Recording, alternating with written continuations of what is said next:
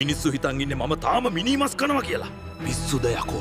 මම දැන් ඩයට් හැබැයි මට කේන්ති ගියොත් නම් මේනු එක මාරු වෙනවා.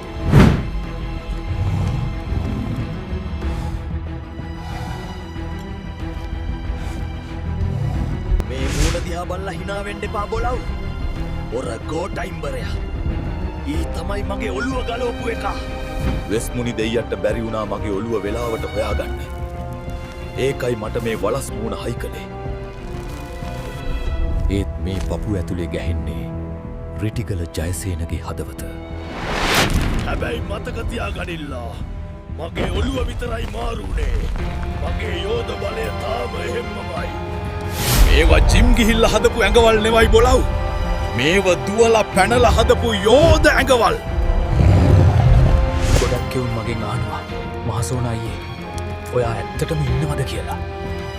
මම ඉන්නවද කියලා දැනගන්න ඕන නම් වරෙව්. අද රෑ දුගහයට ළඟම තියෙන තුම්මන් හන්දියට තනියම වරෙව්. දැන්ම මේක සබ්ස්ක්‍රයිබ් කරපියව්. නැත්නම් අද රෑට තොපේ ගෙදර වහල උඩට මම එනවා. මේ කොළඹ ට්‍රැෆික් එකේ යනවට වඩා හොඳයි ආපහු සොහොන් පිට්ටනියටම යනවා.